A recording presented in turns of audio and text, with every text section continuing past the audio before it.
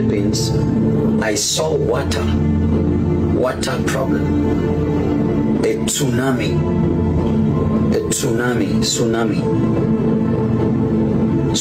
hurricane.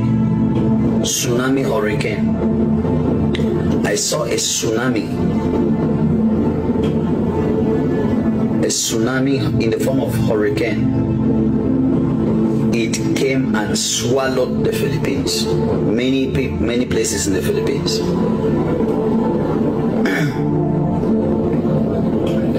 So please, the Philippines, prepare yourself. Make sure you know how to swim. Prepare yourself. Make sure you have something in the house in case water is coming to cover your houses.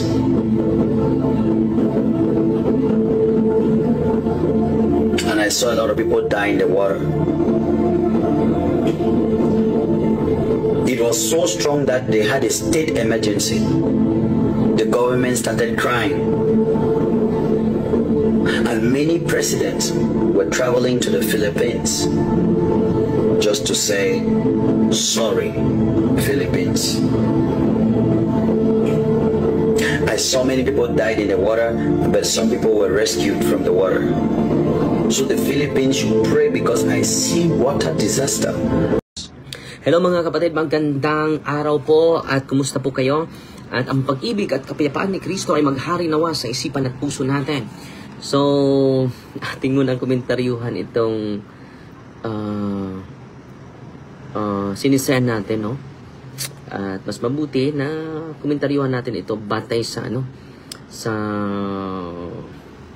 batay po sa aral ng simbahan.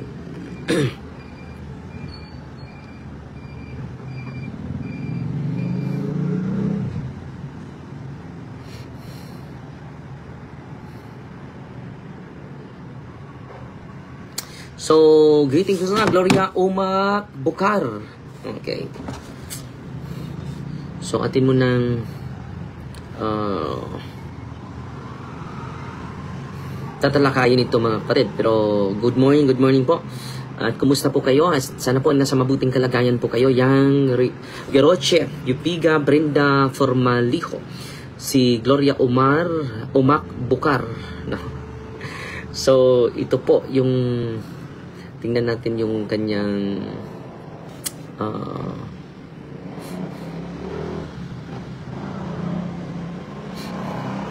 yung video niya. Dahil may mga may mga music itong video niya. Help the Philippines, please. The Lord says there is worst disaster coming to the Philippines. By the ending of this October, November and December, God says worst disasters are coming to the Philippines. I saw tsunamis coming to the Philippines. I saw typhoon coming to the Philippines. From now on, moving forward, the Philippines should watch out. So, unang-una, ito si Pastor Perez Indy. Ang kaulugan pala ng Indy, Nazaren, nakalimot ko sa Dino, Nazaren. Research natin itong kapatid natin. At bibigyan natin ng tunay na komentary base sa aral ng at salita ng Diyos din, hindi yung sarili natin. No? Dahil kung sarili lang natin basihan, no, parang natural lang lahat na opinion natin. Okay? So, itong kapatid natin ay may psychic ability, no? Pero hindi naman ito hula mga kapatid. Natural lang talaga na may bagyo. Every taon, may taon ba na walang bagyo mga kapatid dito sa Pilipinas? Every year may bagyo talaga, no? Hindi totoo na hindi na yan prediction. Natural occurrence po yan sa Pilipinas na may earthquake. Meron bang taon sa Pilipinas na walang earthquake? Meron bang taon sa Pilipinas na walang bagyo, walang baha? Pero na-intensify po ito dahil sa abuse at sa natural resources natin. Okay. So ito po yung kung meron siyang kapangyarihan sa paghula, delikado po yan, no? Either charism or psychic power, mga kapatid. So dito tayo sa yung mga santo, mga kapatid, charism po yun. At yung mga connected sa mga occult practitioners, marami sa atin, connected po tayo sa occult. Kaya sa mga ninuno naman natin, okay, punta muna tayo sa sa church fathers natin about supernatural knowledge. Punta tayo ito yung kagandahan ng simbahan, may church fathers tayo eh. Yung mga church fathers natin, sa mga hindi nakakaalam, sino yung mga church fathers natin? Sila po yung mga disipulo ng mga apostol. Mga disipulo ng mga apostol. Sila yung nakaunawa. Doble yung unawa nila. No? Doble yung unawa nila sa teaching ng simbahan. Dahil sila yung pinapasahan, deposit of faith. Nandun sa mga church fathers eh. Anong sabi ni Saint Irenaeus of Lyons sa taong 130? Ang tagal na po nito. Some indeed do certainly and truly drive out devils. Others have for knowledge of things to come. They see vision and utter prophetic expressions. Some indeed do certainly and truly drive out devils. Dito, si Saint Irenaeus, mga kapatid, may spiritual gifts talaga yun. Tinatawag yung charism. Still active in early church, prophecy, healing, discernment. But he distinguishes this from pagan divination or magic. And for him, true seeing or knowing the future comes from the Holy Spirit, not from innate psychic power or manipulation. No. So, mayroong tinatawag po ito ng simbahan charism, ng mga banal, ng mga santo. Matatanggap lang ito kapag you are in a state of grace. No? You receive the sacraments, your life is very, your life is equivalent to Padre Pio, your holiness is equivalent to Padre Pio, Mother Teresa, ganon.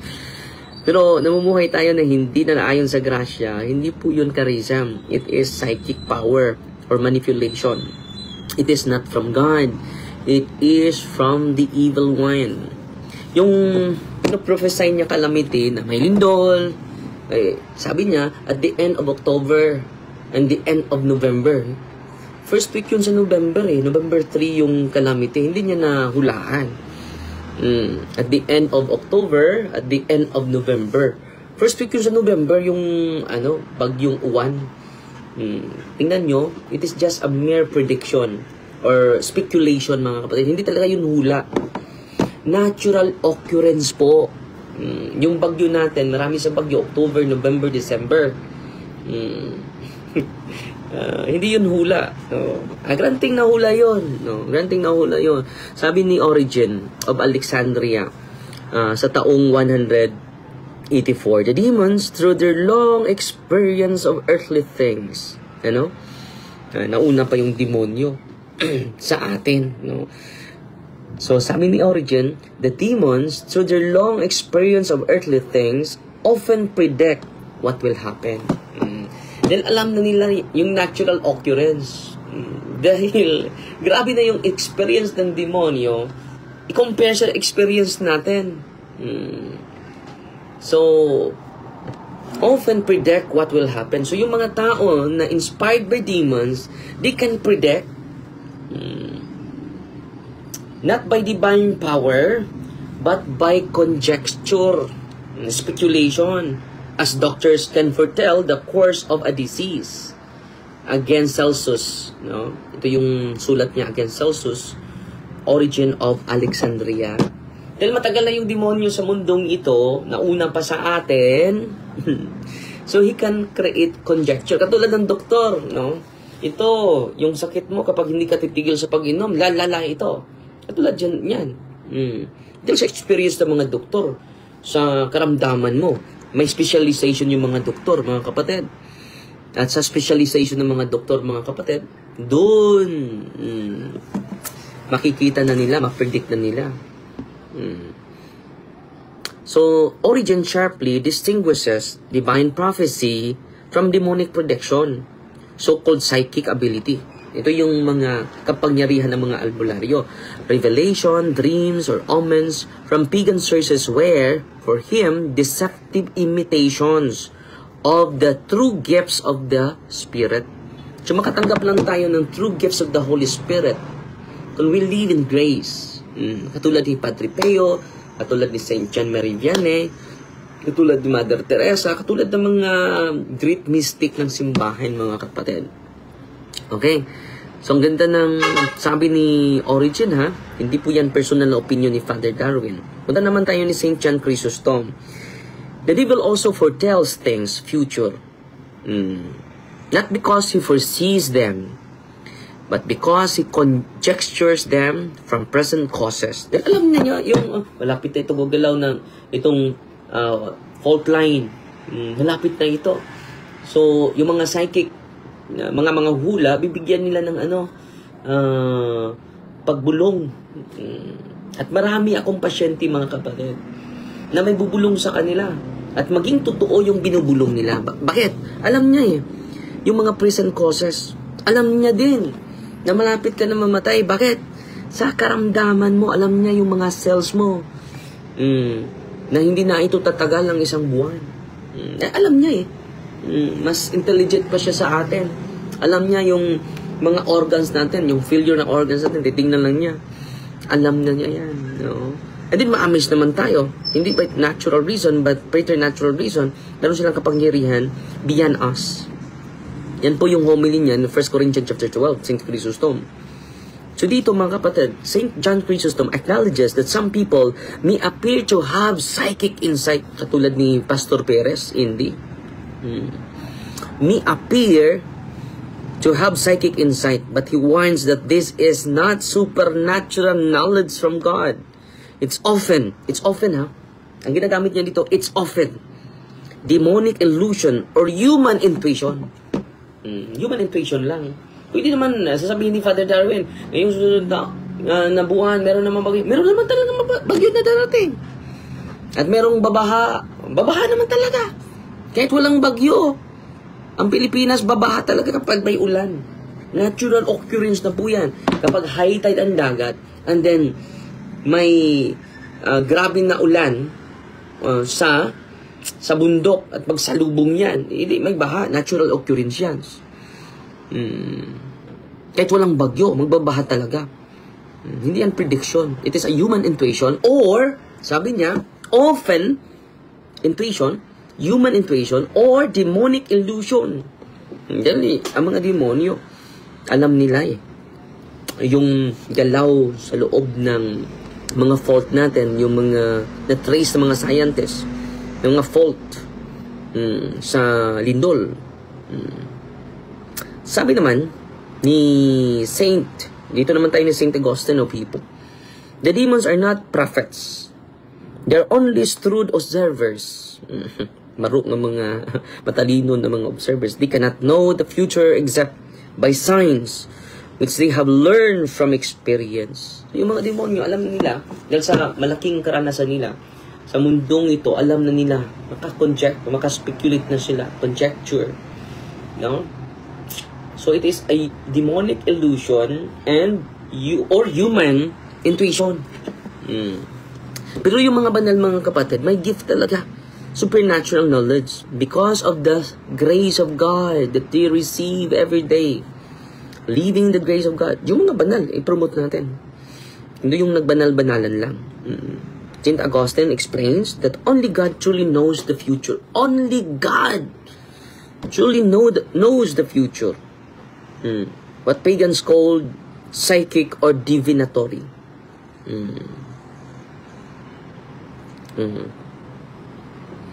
In his view, either fraud or demonic mimicry. Mimicry.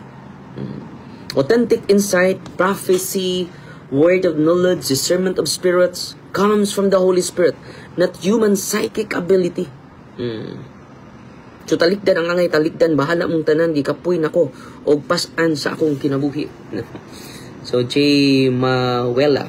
So, mag-pray ka kapatid, at huwag kang sumuko kapatid. I-entrust mo sa Panginoon yung problema mo. Huwag kang sumuko. Ang Diyos nga hindi sumuko para sa atin. Nagpakamatay siya sa atin. Tingnan mo yung cross kapatid. Bring your pain to Jesus kapatid. Huwag kang magwala ng pag-asa. So, the church fathers mga kapatid, itong divination and magic condemn. The church fathers were very consistent, oppose all forms of astrology, sorcery, consulting the dead, fortune telling. These were seen as idolatrous. Idolatrous. Since they place trust in powers not other than God.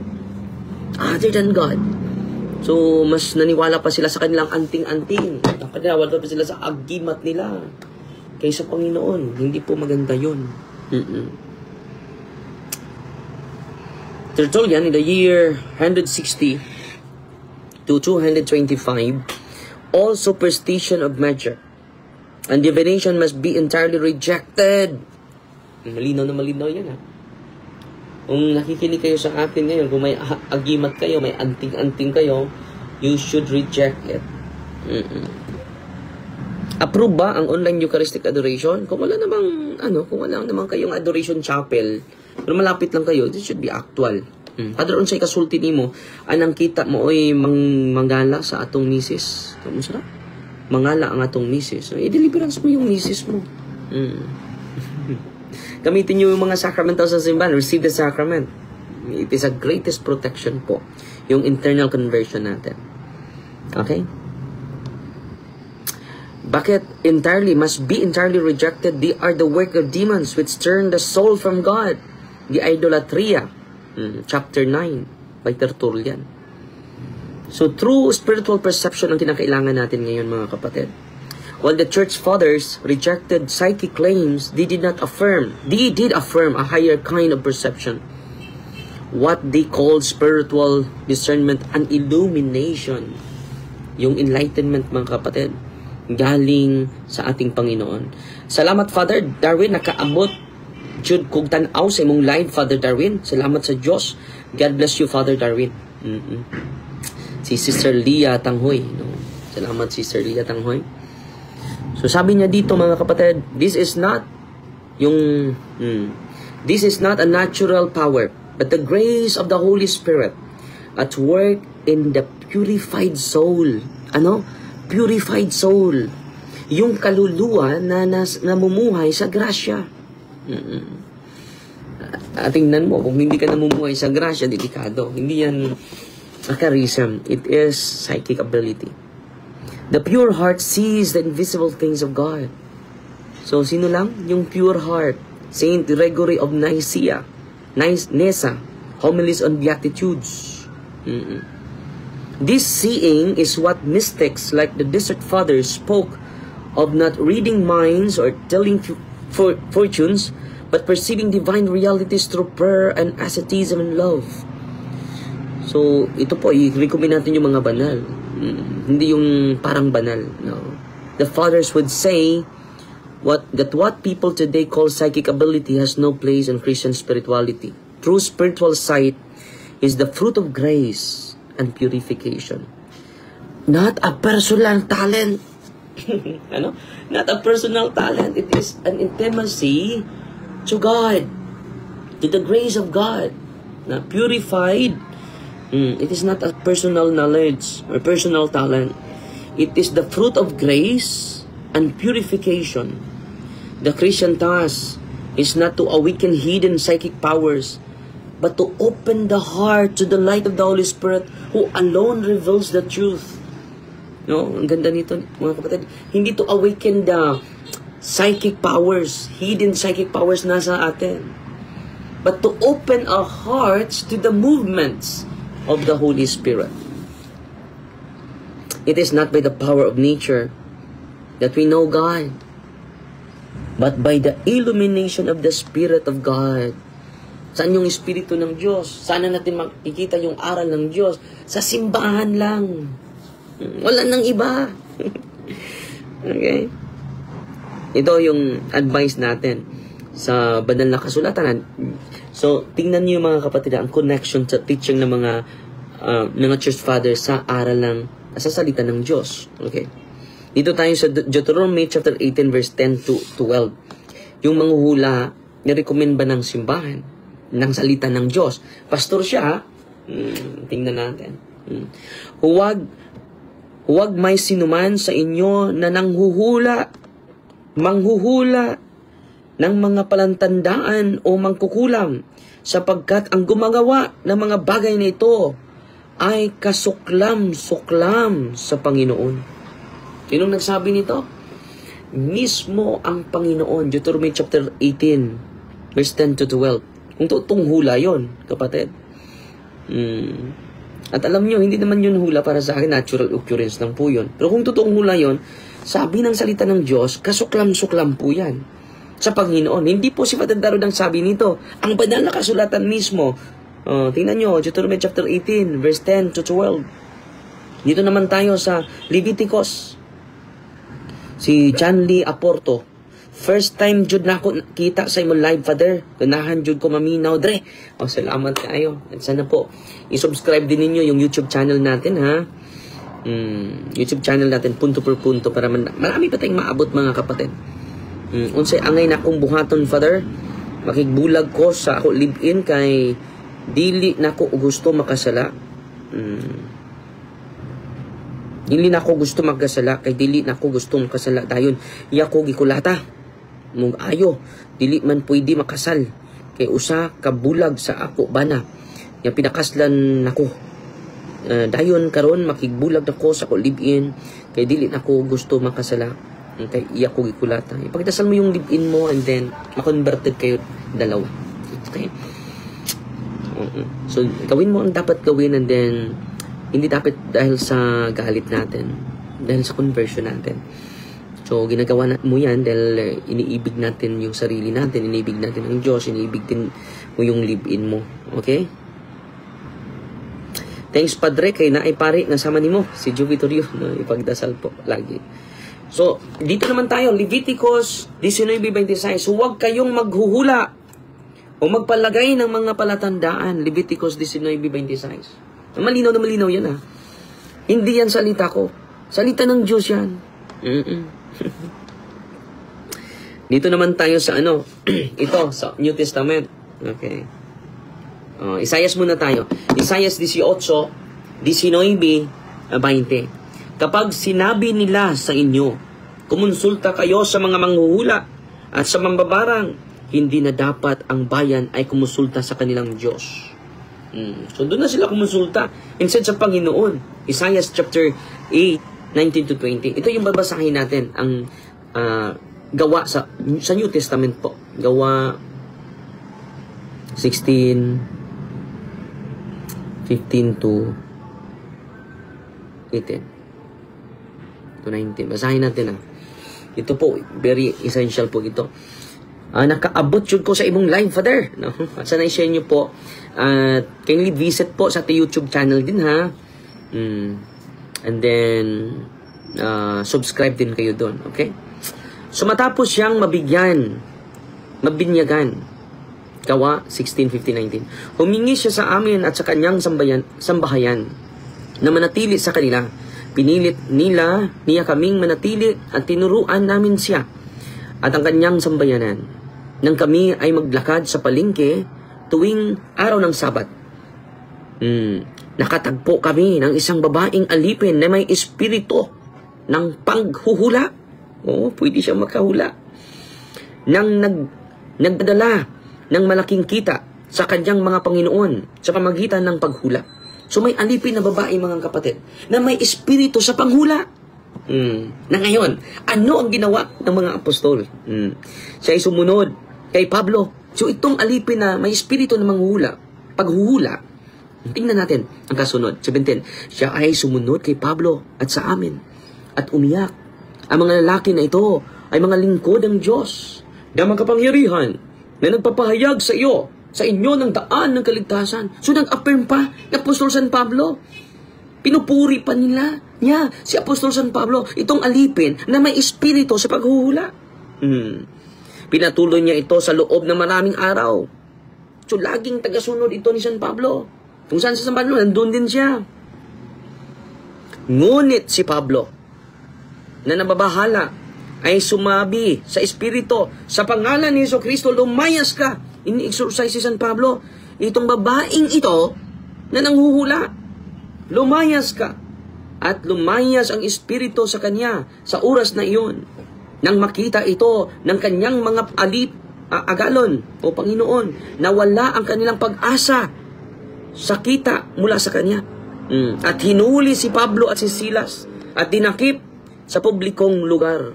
Kinulong si Pablo dahil pinalayas niya yung espiritu sa paghuhula. So mag-ingat po kayo sa mga manghuhula, ha? Yung espiritu sa paghula, kinakast out ni San Pablo. At sa mga hindi pa nakasubscribe mga kapatid sa YouTube channel natin, ay ni-subscribe at manood din kayo sa mga latest natin na video dun, ha? Pakiusap po. At marami tayong matutulungan po.